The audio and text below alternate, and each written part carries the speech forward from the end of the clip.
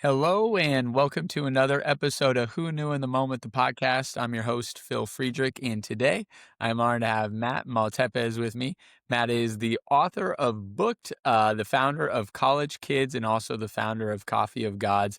And one of the things I think you're going to hear in his story today is how when you have a passion for something, it can turn into a career. So, Matt, thanks so much for being on today, my man. Thank you for having me. I'm glad to be on your podcast. I think, you're in the 370s for podcasts done and top 1.5% for podcasts. So it's it's my honor to be on. Well, we're excited to share your journey and your family story on the podcast today. So, just talk a little bit about growing up. Growing up on the East Coast, and let's start with the sports side of it, and just learning to love sports and enjoying the sports games. So yeah, when it came to sports, I mean, I grew up, my dad had like a whole room dedicated to sports memorabilia. And I was obviously from Philadelphia. So Eagles, I bleed green for my Philadelphia Eagles for a long time. And the 76ers, my favorite sport growing up was basketball. You had the Phillies, you had the Flyers. 2008 Phillies won the World Series. So we went to the Phillies, parade in Philadelphia. That was crazy. Cars were flipped over. It was like just chaos, madness as usual in Philadelphia. Yeah, Philly sports were really big for me, especially playing basketball. And my dad played basketball and used to hear stories about how he used to score 50, 40. He was a really good basketball player. And he actually went up against, I think, the Philadelphia Player of the Year, who went on to play in St. Joe, Brian Daly. And then his son ended up playing at St. Joe's as well. And my dad was a very good basketball player, but he was, my height, 5'9", and he dropped out in ninth grade, so he didn't really pursue it long term. Then that's where I got my sports love, and I started playing basketball, and I was just like him, right? So I started playing basketball, all these different things. Advanced down the line, my father was also into the sports betting world, Yes. national sports bettor. I don't know if guys know about Jimmy the Sheep Batista. Jimmy the Sheep Batista was involved in the NBA betting scandal with Tim Donaghy, and my dad and Jimmy, they knew each other for a long time. They're actually in a sports betting office under Billy Walters, which is maybe the best sports bettor ever. He made $1 billion sports betting on 60 Minutes. Pardoned him for, I believe, insider trading down the line. But, anyways, so my dad was heavily involved in the sports betting world, and he's known as the Philly Godfather, Stelios Maltepes. And then I kind of started, paying attention. You listen to things you see grow up in the world with, seeing Jimmy when you're young, and you see my father and all these animals we called them, right? Everybody calls them the animals. So I kind of was influenced a lot by that. And by the age of, I want to say 14, 15, I was in high school betting. Right. And I started betting. I think that was the year the Hawks had a really good year, Atlanta Hawks.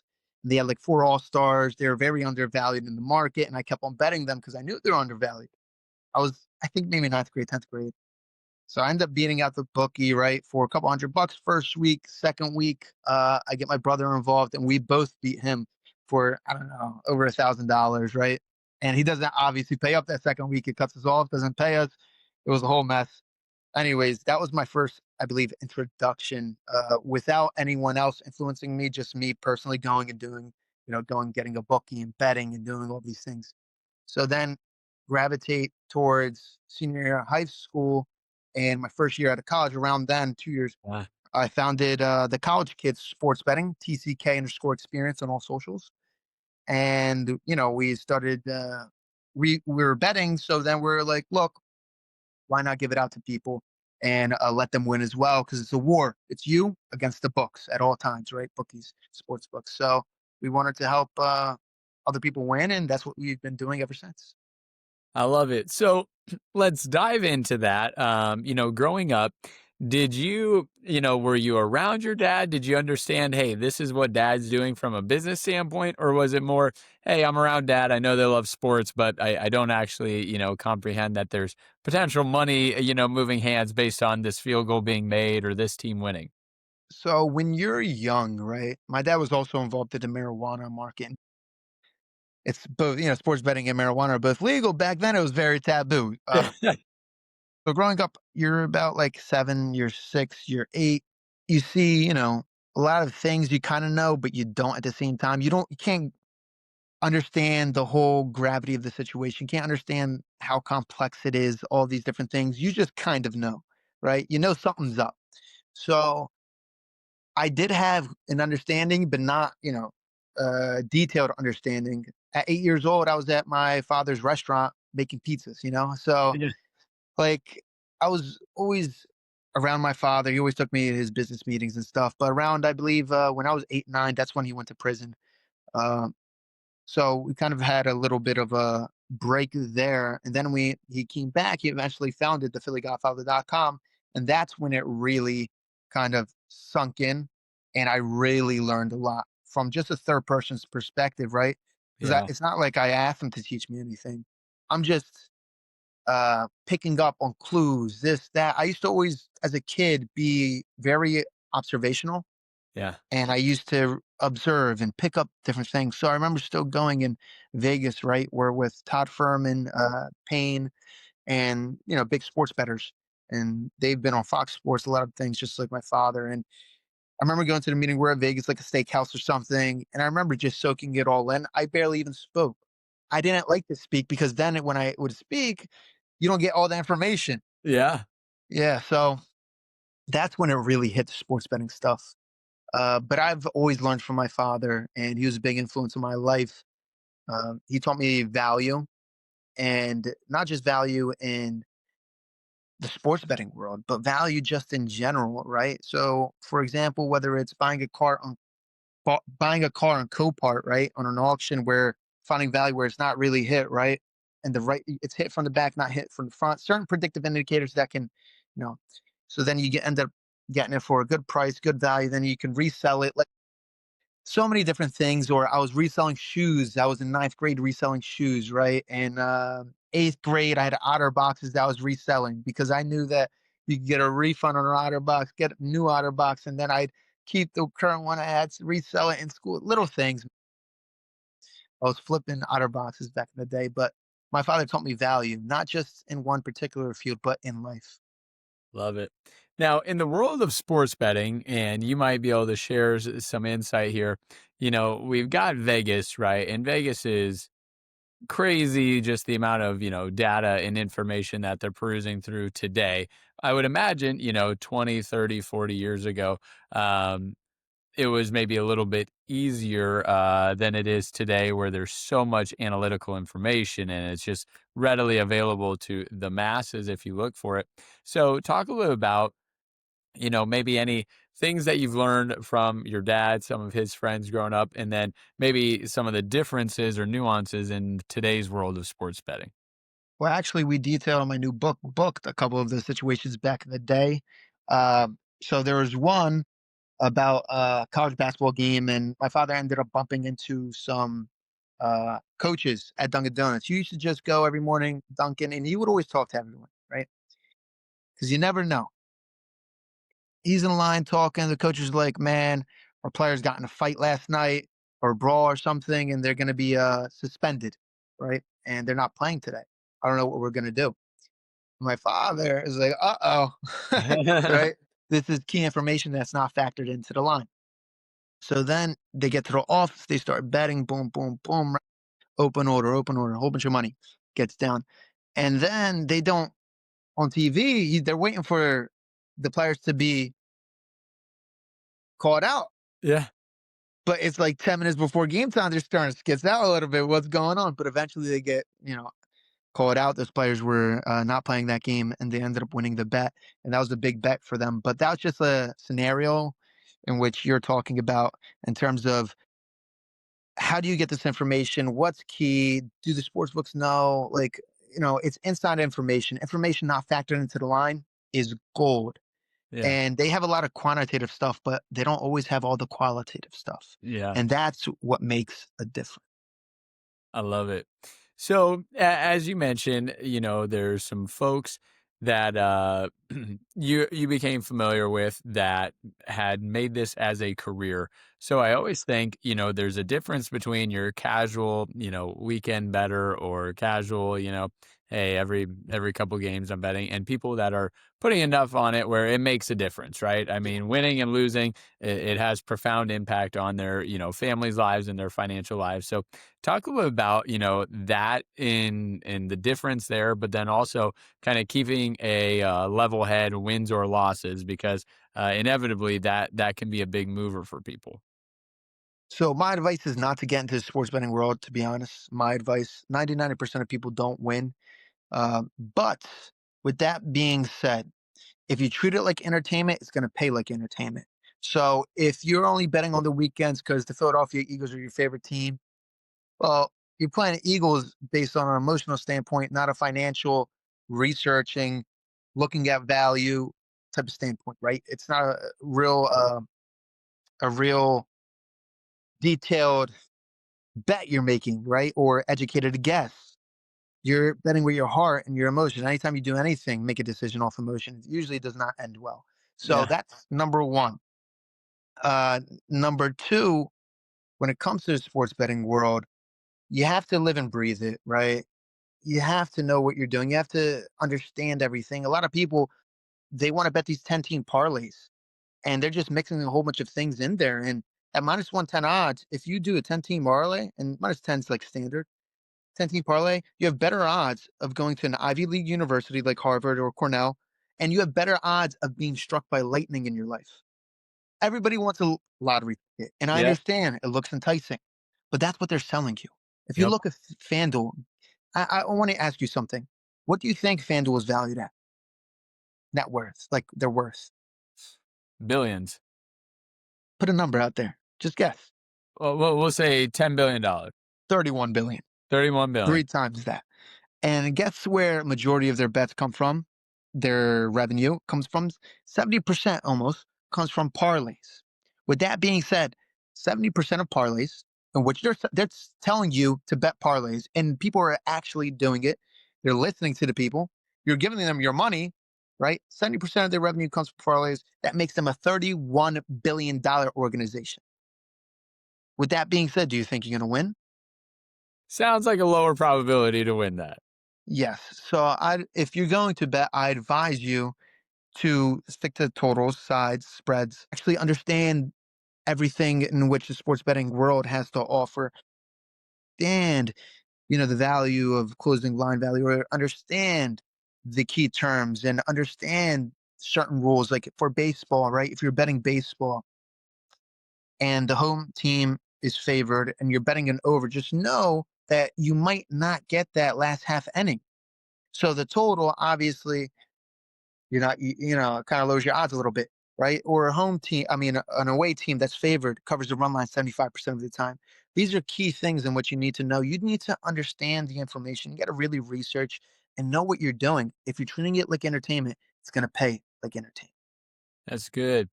Now, do you feel like, you made the comment, hey, I would actually probably recommend most people don't get into this world.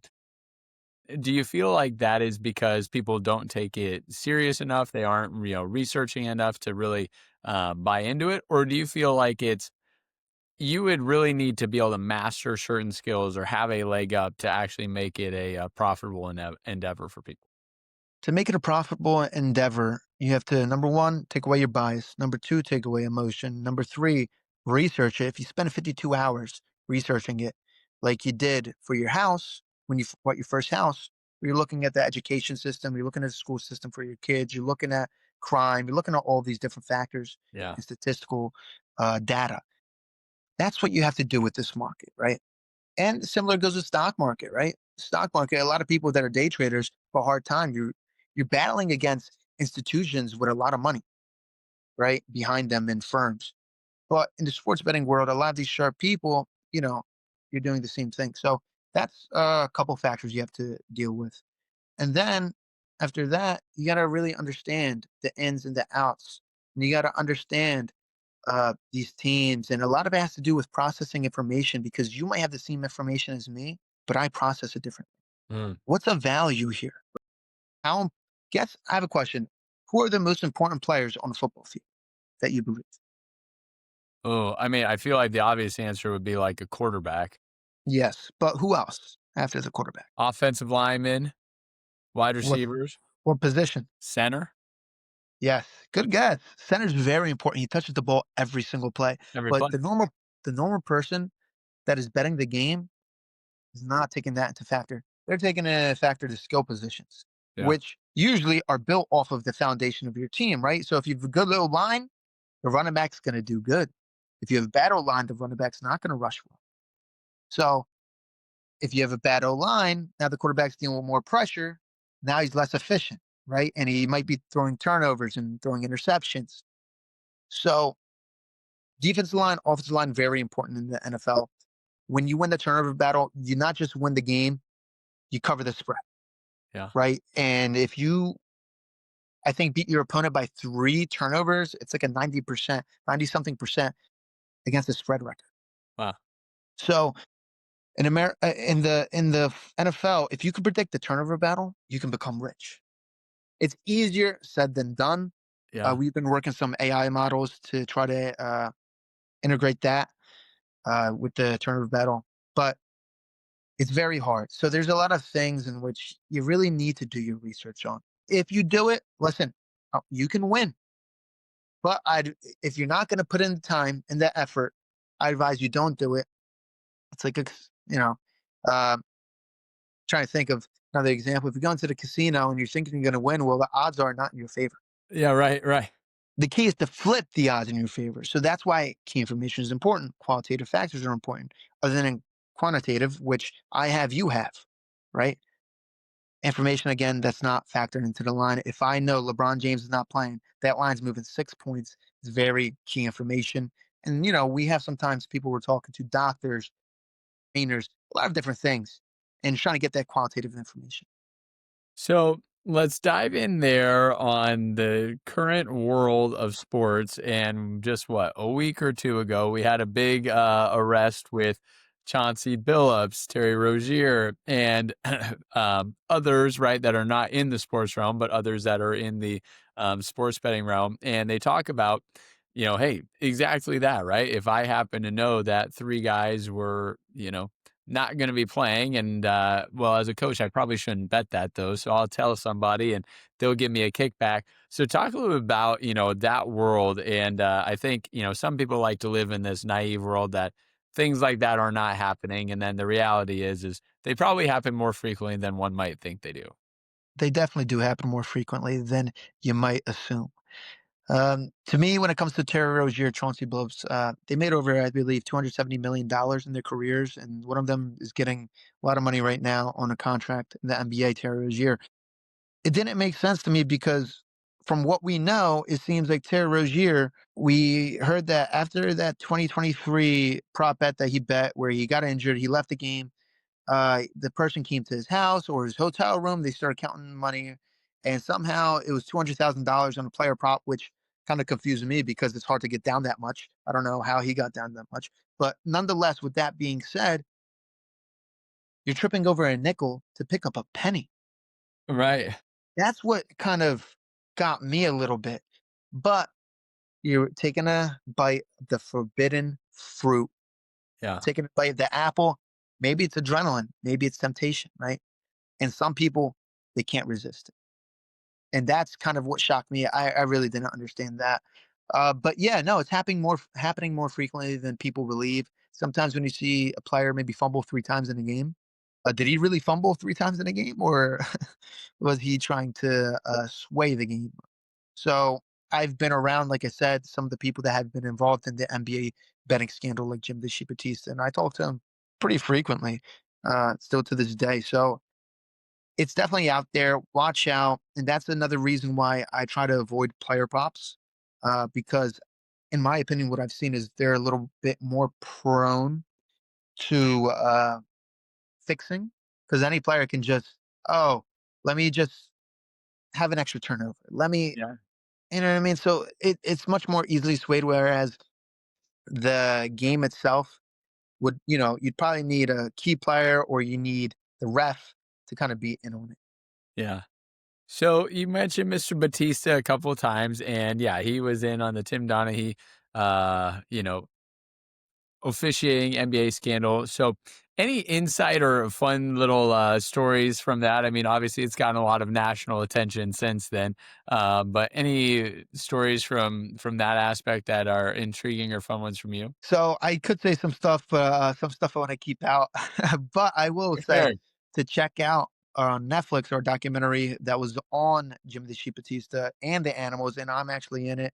I had an interview that they interviewed me about in that uh, documentary, but they ended up cutting it out because I talk about the NFL and how in the NFL for one of the Super Bowls they brought in a crew that called the least amount of holding calls, and it was actually the KC Super Bowl versus San Fran, and that's how the NFL was able to kind of like position uh, the win towards Kansas City, in my Yeah. opinion. Right after, like, you can't prove it, right, per se, but when you put in the least amount of holding calling, the crew that calls the least amount of holding calls there, and you have a Kansas City Chiefs team with Patrick Mahomes and Tyreek Hill, who's the fastest player in the field, it's kind of hard to stop no matter how good your defense is. Yeah. So the NFL, at the end of the day, it's a corporation, it's a business, and they want to make money. Uh, and it's kind of, you kind of get into the gray area with these sports books, right? Because now you have sports books and you have these NBA teams, and maybe they're partnered with them and they're sponsors, and it gets very gray, Uh huh. losing the integrity of the game. Are players fixing games? What's going on with the NBA, these sports books? It all gets very gray. But make sure to check out that podcast. I mean, that documentary on Netflix. I'm in it. My father's in it. Jimmy the Sheep Batista in it. So are they. I love it. So let's dive into the book. We referenced it a little bit, but let's talk a bit about, what was the beginning thought of creating the book Booked, and then maybe give us a little bit of a timeline of, the story and a little bit of the backside. I know we talked about, hey, your dad was in the world of sports betting, but also in the marijuana business. Talk a little bit about that. So we started writing a screenplay about my father's life and my family's life and our family story.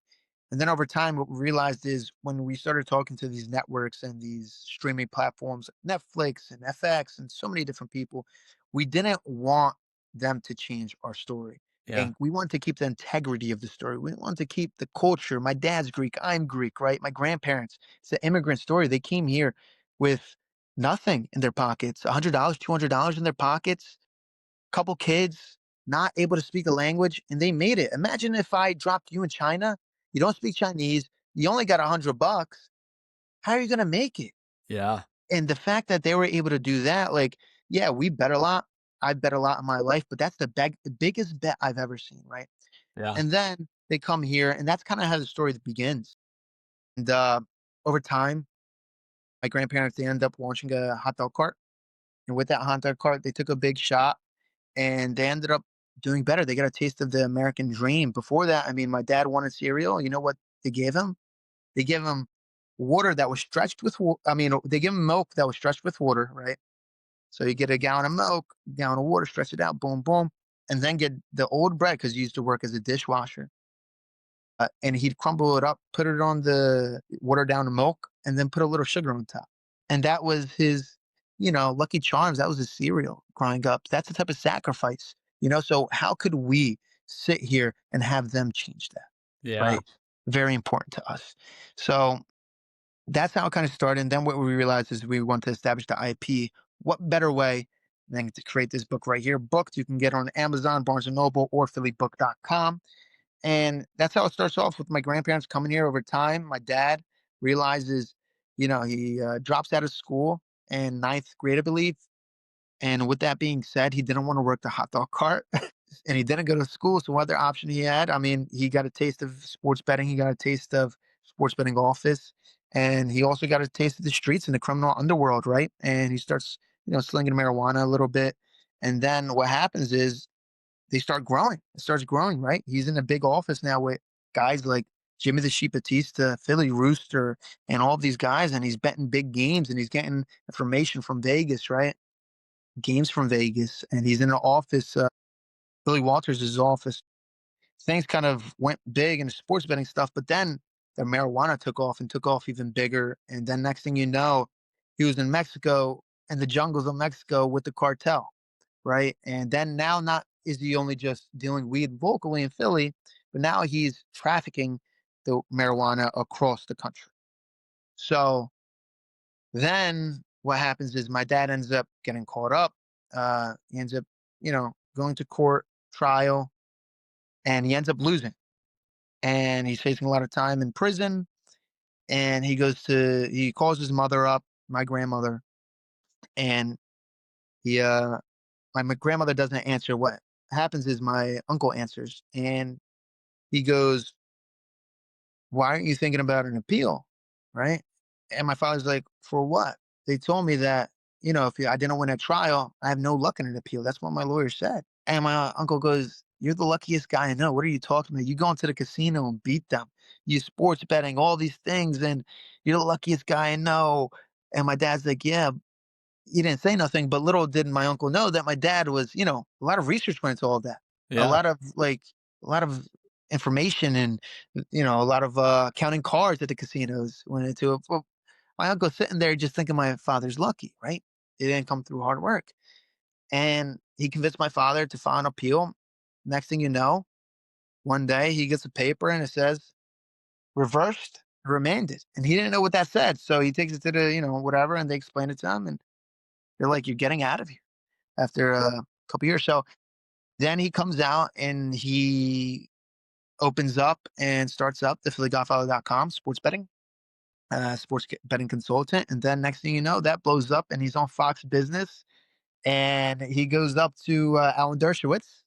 And Alan Dershowitz is in the Fox studio and he starts talking to him. He's like, "We have a mutual friend, John Duty." And John Duty was my father's cellmate that Dershowitz ended up representing, right? And he's like, "How do you know John Duty?" And my dad goes, "Well, he was my cellmate." Yeah. And he goes, "So what are you doing here?" And my father goes, "What are you talking about? I'm up after you, Alan." Yeah. Right. So that was a cool little moment. And that was cool because it was Alan Dershowitz, Steve Forbes were all there talking. It was a good moment. But with that being said, that's kind of the basis of the story. It's kind of some people call it an American dream, some people call it an Odyssey story, right? Yeah. You end up going high, then losing it all, and then coming back and regaining all that. And they say there's no man that's more respected than the man who's fell and picked up all the pieces. My father, he says that his father was Superman, but my dad was Superman to me, So I love that. So, as you're growing up and you're getting into it, I think sometimes people have parents that say, "Hey, learn from my mistakes, don't do that." Other parents are like, "Hey, it's been good for me. It's a great, career move or decision for you." What was that like between you and your dad? What was his sentiment when you were saying, "Hey, I'm going to start, being in this world"? I was 17, 18 years old when I started the college kids sports betting. In high school, I never told him I was betting. Number one, number two. So he had no idea about that. But when it came to creating it, I mean, at the time, sports betting was starting to become legal. It was Yeah, he saw potential, he saw opportunity for me. So he advised me to go ahead. He's like, "If this is what you really want to do, look, I'll help you any way you can, any way I can, and go after it." That was his attitude towards it. And, my father always brought me to every business meeting. He's always been open with me about everything. He always wanted to make sure that I hung out with the right people. yeah, He never saw a report card in his life, whether I was in honors classes or not. To him, he didn't care. He mattered more about being in the right positions, right people, because you get caught up with the wrong people, well, then wrong things start to happen. And position dictates decision, right? So if you're put in yeah. a bad position, bad decisions. So that was his mindset. But yeah, no, he helped me every way he could, and he taught me the in and outs, and I couldn't be more grateful. I love it. So now within your business, what are you guys focusing on, advice wise or giving different lines or, hey, these are the hot picks of the week. And how does that operate for you guys? So we we make our bets and then we give them to our subscribers. You can subscribe at the phillygodfather.com for our sports betting moves, and you get the information and do as you'd like with it. We advise people to bet 1% on every game unless otherwise specified by us. And that what 1% means is 1% of your betting bankroll, right? So at the end of the day, I've seen some of the sharpest people in the world go broke because they lack discipline and money management. Discipline is everything, not just in the sports betting world, but in life in general. So whether it's you doing this podcast or me doing my podcast on the Maltepes Report, the Maltepes Show, right? It's discipline. Okay, who's my guest next? Okay, what are we doing next? How are we going to do this? How are we going to edit it? How am I going to adjust my time, my schedule? It takes a lot of discipline, and that's success in general. It takes a lot of discipline. So yeah, we advise them to have discipline and follow the guidelines and the rule book. But at the end of the day, we cannot control what you do, but we're going to give you all the tools available to win. And at the end of the day, it's a war between us and the sports books, and that's how we operate.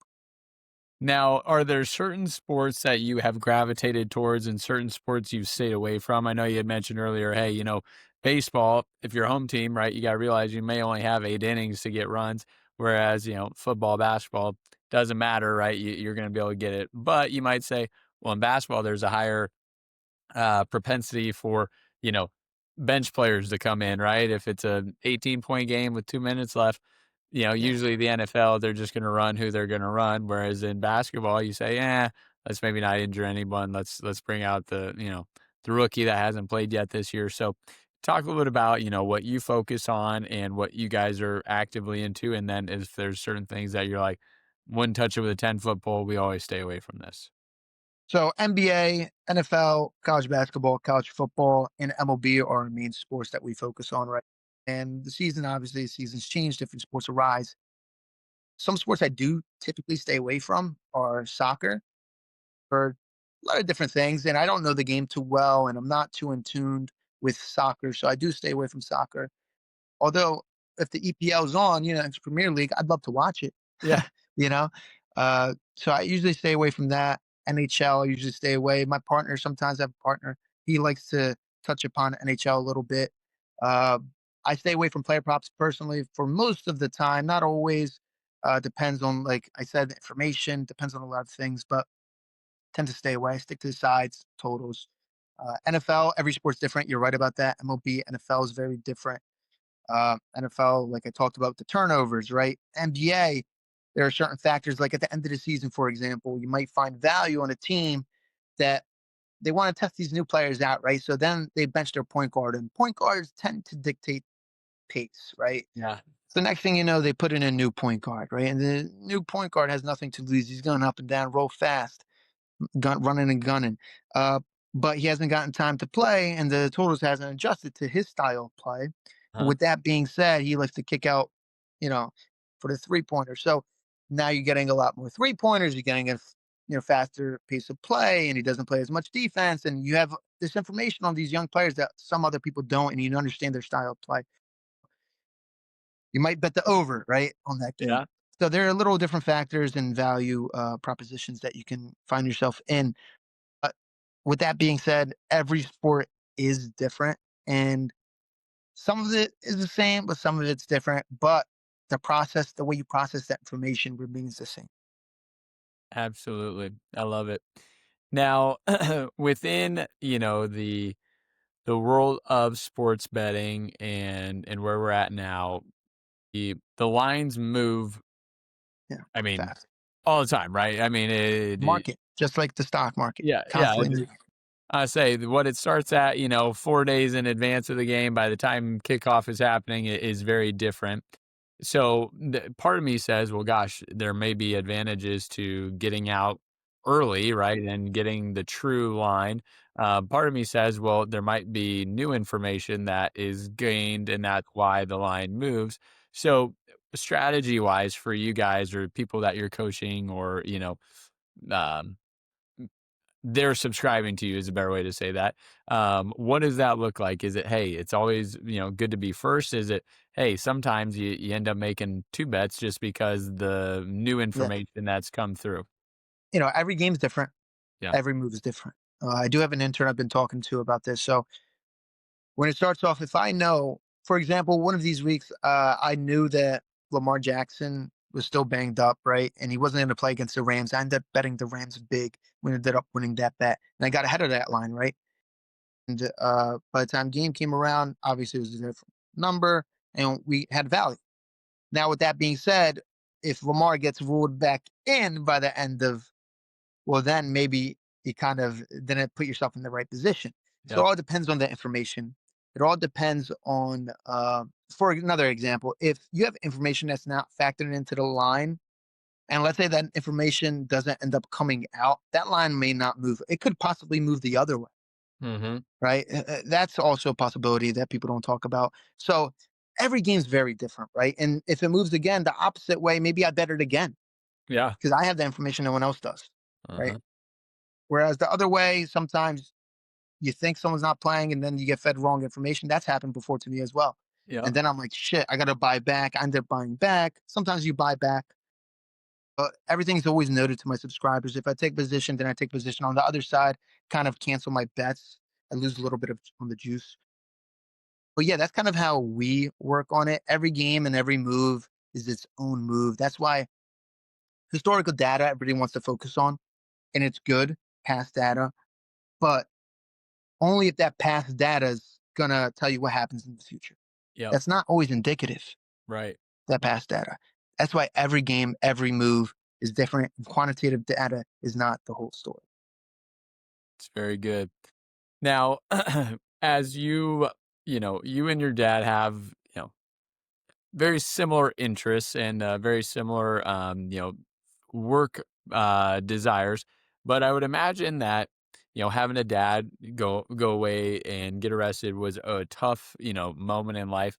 Talk a little about, how that impacted your guys' relationship for a period of time and then kind of the, growth and, rekindling after. So it definitely had a big effect. I mean, I lost my father, and it's very big when you lose your father. You lose that person that is the, I guess, patriarch of the family and the Yeah. stable hold, right? And my dad was always typical Greek father, very masculine, very hard nosed, and all those things. And my mother kind of had to step in and take the shoes of doing both. And that's why I say big credit to my mother. I always say my mother taught me values, and my father taught me value. Ah, that's good. So she taught me how to be a good person, and my father did as well. But my father taught me very well on the value of a dollar, the value of life, the value of a lot of things. So yeah, when he ended up going to prison, obviously hurt as a young kid. And me and my mother, she used to come to me, used to pray every night. But I believe that God, family, culture, and tradition are four things in which hold you when those things, when times get rough. Yep. 'Cause life's a roller coaster. You're gonna have a lot of downs, and sometimes those downs are gonna be, plentiful, and you're gonna feel like they're plentiful more Yeah. than the ups.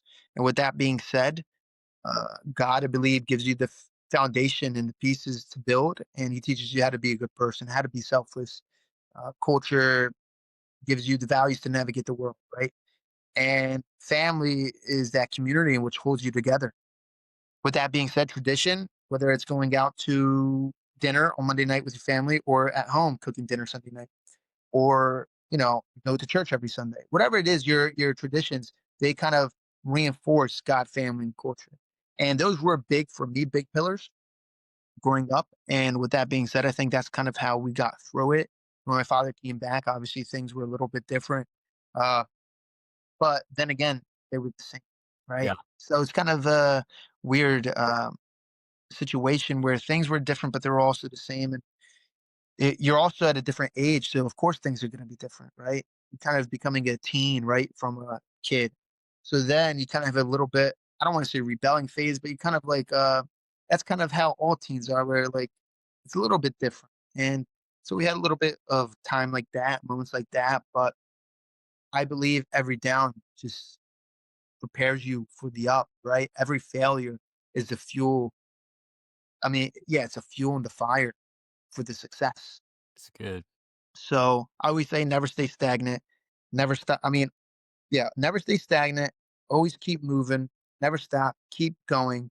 Failure isn't the end. It's just I love it. I love it. Well, good. And kind of last thing then we'll talk about today is, coffee of the gods. Talk a little bit about where that came from and in that operation. So I started getting coffee from Dominican Republic, and I have a friend and family friend that actually owns a farm over there. So I told him, I was like, look, and I'm Puerto Rican, by the way, half Puerto Rican, half Greek, so they're like kind of our neighbors.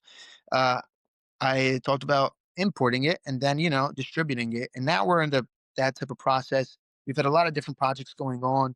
And now, what I've came to realize is it's not easy entering the market, considering you have all these big conglomerates and they're helping people with their, espresso machines and helping them with the machinery and all these things. And we can't quite get there. So now I'm in the process of opening up my own ice cream espresso bar. Yeah. And with that being said, we're looking at a timeline of probably a year and a half. We'll see.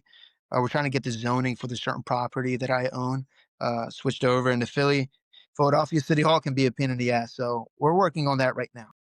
I love it. Well, as that gets done, we'll be doing another podcast episode to highlight that journey, getting that business going. But Matt, I want to say thanks so much for hopping on and talking a little bit about, your guys' story, the book, the show on Netflix, and the businesses that are coming. But keep doing great things, my man. Thank you, my brother. Yes, you can get booked on Amazon, Barnes and Noble. We've actually been entertaining meetings for a lot of TV series and movies, so pay attention. Maybe you'll see us on Netflix or Amazon sooner than later. And also check out the Maltepes Report. I am the host of the Maltepes Show, and I hope you're going to come on my podcast next, and we can talk about your story. Let's do it, brother. Let's do it, my brother. Sounds good. Thank you for having me on, man.